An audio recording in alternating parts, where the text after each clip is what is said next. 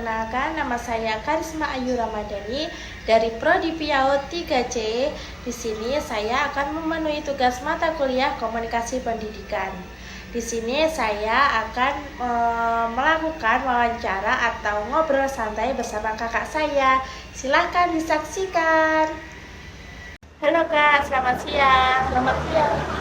Boleh perkenalkan namanya dulu? Ya, baik. Nama saya Sofia Laila Nailatul Yusra. Iya, bagaimana kabarnya hari ini? Alhamdulillah sehat, Mbak. Ya, apakah hari ini sangat menyenangkan? Saya rasa seperti itu. Kalau boleh tahu, kakaknya sekarang ini sedang melaksanakan kuliah atau sudah bekerja? Kebetulan sekarang saya sudah bekerja. Oh, gitu. Kalau boleh tahu tuh pekerjaannya apa ya? Saya di PAUD, Mbak. Kalau pagi saya sama anak-anak di PAUD. Oh, gitu. Mengajar ya berarti? Iya, Sudah berapa lama mengajarnya? kurang lebih 6 tahun. Sudah lama juga ya. Kalau boleh tahu, kalau kita jadi pendidik PAUD itu kita harus, apakah wajah kita harus kelihatan lebih ceria, lebih kayak menyenangkan, harus bawaannya tuh harus, mood kita tuh harus baik seperti itu. Gini, kalau sepengalaman saya ya ini ya, ketika kita itu misal berangkat dari rumah itu sedang sedih atau kadang marah ke bawah mood di rumah yang lagi kurang enak, tapi kalau kita sudah sampai ke sekolahan sebisa mungkin kita itu menampakkan wajah ceria kita. Jangan sampai kita itu mengasih tahu lah kita itu Sedang bersedih, kalau kita itu sedang atau sedih atau sedang kita tidak mood. sedang betul sekali.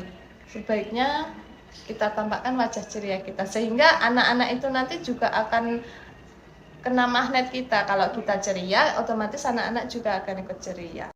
Berarti kita sebagai pendidik tuh harus harus menyiapkan mood yang sangat baik ya untuk ketika datang di sekolah supaya anak-anak itu juga ikut senang, ikut gembira gitu. Benar banget itu. Meskipun kamu tuh masalahnya banyak, bebannya banyak gitu ya misalnya, tapi sampai sekolahan itu harus dilepas. Kita harus menyesuaikan, kita sedang berada di mana, kita bersama siapa. Tapi kadang itu tingkah lucu mereka itu membuat kita ketawa. Berarti itu kalau jadi pendidik di PAUD itu menyenangkan ya Kak? Kalau sepengalaman saya seperti itu sih Mbak. Kalau sejauh ini saya menjalankan itu ya semua itu pasti ada, plus minusnya itu pasti ada, suka duka itu pasti ada. Tapi sejauh ini anak-anak itu lucu-lucu gitu, mesti unik-unik, ada aja tingkah yang dilakukan. Ya karena punya kepribadian masing-masing ya, pasti Betul.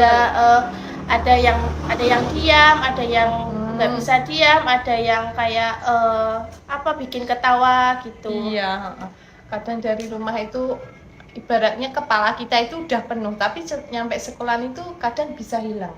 Iya, hilang bebannya karena sudah ketemu anak-anak itu tadi ya. Benar. Kalau boleh tahu tuh kakaknya ngajarnya di mana ya? Kebetulan kan tempat tinggal saya di Kecamatan Ngunut, terus saya itu ngajarnya nggak jauh kok dari rumah dekat. Enak ya berarti kalau dekat itu kayak nggak perlu effort gitu, kayak ya meminimalisir waktu di perjalanan. Iya, bener Mbak. Kalau boleh tahu itu waktu pembelajarannya itu berapa jam ya di sana? Kebetulan saya itu masuk dari hari Senin sampai Jumat, terus 2 jam aja di sekolah. Oh gitu, iya. Kalau boleh tahu itu kalau mengajar di PAUD itu apa harus lulusan S1? Enggak juga sih Pak. Jadi ketika kamu sudah lulus SMA gitu ya misalnya, boleh aja ngajar di PAUD. Nanti kan kita itu ada namanya itu diklat dasar. Nah, itu bisa digunakan pas akreditasi itu, bisa untuk menyetarakan sama lah, intinya sama yang lulus S1 PAUD. Jadi kayak aku misalnya kan nggak lulus, bukan lulusan S1 PIAUD gitu ya. Aku bisa ikut Diksar itu, nanti bisa menambah poin ketika ikut akreditasi. Jadi bisa setara dengan S1 PAUD. Seperti itu. Tapi kan kalau dari anak SMA itu kan belum ada kayak pengalaman mengajar itu kok boleh gitu terjun jadi pendidik di PAUD. Kan kalau sedangkan anak itu kan golden age ya. Jadi kayak kita itu harus memiliki bekal yang kuat agar anak itu kayak siap untuk melanjutkan ke jenjang selanjutnya. Kalau menurut saya sih semua itu kan bisa dipelajari. Jadi ketika seseorang itu misalnya masih lulusan SMA gitu ya nggak sepenuhnya kita apa ya namanya istilahnya apa ya kita kita dampingi gitu. Jadi misalnya kamu ngajar tapi kamu masih baru lulus SMA. Nah, kita itu dampingi kamu setiap hari ikut.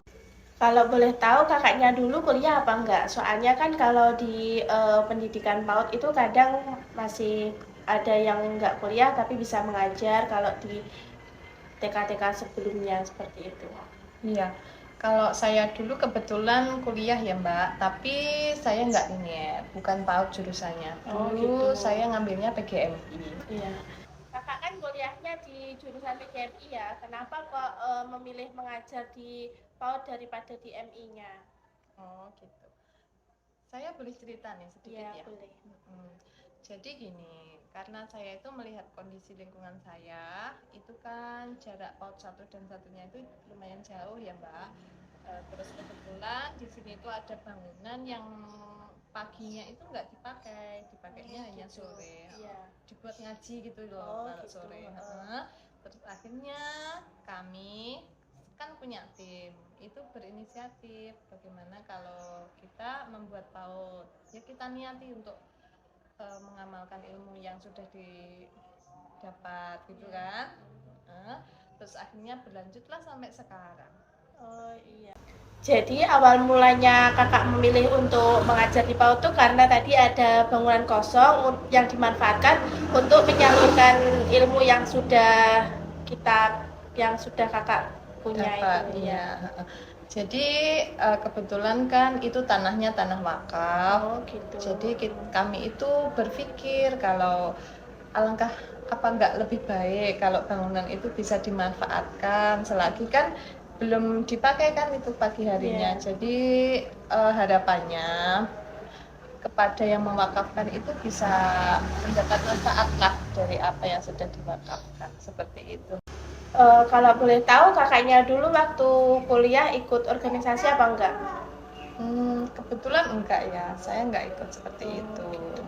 Kenapa kok enggak ingin kayak mencoba ikut organisasi? Karena dulu itu pikir saya gini, kalau saya nanti sibuk di organisasi, saya bakal keteter kuliahnya. Sedangkan saya itu pengennya kan bisa cepat-cepat lulus gitu, pikiran saya dulu seperti itu. Berarti kayak nanti bingung bagi waktunya ya, harus organisasi apa harus fokus ke kuliahnya. Seperti itu dulu mikirku. Kalau takutnya nanti kalau misal terlalu sibuk di organisasi keteter kuliahnya gitu. Iya, benar juga sih. Tadi kan kakaknya bilang kuliah jurusan PGMI ya. Kalau boleh tahu itu kuliahnya di mana ya? Saya tuh sama sih sama kamu. Di dulu namanya masih Stain. Pas masuk tuh saya namanya masih Stain, terus lulus udah ganti nama jadi IAIN. Oh, seperti itu. Kalau boleh tahu lulus tahun berapa ya? Aduh, nanti jadi tahu umurku. Enggak apa-apa. Lulus tahun 2016. Oh, seperti itu. Jadi sekarang kira-kira umur 29 ya? Bisa dibilang begitu. Tua ya? Sudah tua enggak? Iya, enggak apa-apa. Karena anaknya juga sudah 2 ya. Kalau anaknya kakak itu sudah sekolah? Sudah Mbak, yang kakaknya itu udah TK besar malah, ya udah mau persiapan kelas 1. Sedangkan adiknya itu masih ikut saya setiap hari di sekolah. Oh, seperti itu. Iya. Apa ya, jaraknya berapa tahun sih kakak sama adiknya? 28 bulan. Jadi kalau pas keluar gitu ya, kadang itu orang-orang itu ngiranya dia itu anak kembar, padahal kan jaraknya juga lumayan 2 tahun lebih sih sebenarnya. Cuman karena adiknya itu bisa dibilang itu longgor gitu ya kalau kata orang Jawa. Jadi kayak jadi anak kembar. Terus saya itu kan suka ngasih mereka itu baju yang agak sama, mirip-mirip gitulah. Jadi tambah dikira anak kembar juga sama orang. Kalau boleh tahu itu kakaknya selain mengajar itu kayak ada kerja sampingan atau cuma di rumah seperti kayak menemani anak bermain seperti itu? Iya, kebetulan saya kan sudah punya 2 anak ya Mbak. Jadi nanti sepulang dari sekolah itu nanti ya main-main sama anak-anak. Tapi kalau sore biasanya saya juga les. Gitu. Les privat. Oh gitu. Jadi udah lama juga ya buka les privatnya itu? Kalau les privat belum lama, soalnya anak-anak saya kan masih kecil. Jadi mumpung sekarang sudah bisa kayak disambi gitu ya, istilahnya disambi gitu, saya mulailah ini, masih belum lama juga. Oh gitu. Oke, terima kasih ya Kak atas waktunya karena sudah mau menemani saya untuk memenuhi tugas mata kuliah komunikasi pendidikan ini. Iya, baik, nggak usah sungkan-sungkan, misalnya di lain waktu ada tugas lagi ya saya bisanya bantu cuma seperti ini ya, sebisa saya juga, ya mohon dimaklumi juga. Kalau ada salah kata saya minta maaf ya. Ya, sama-sama, saya juga. Dadah guys, terima kasih.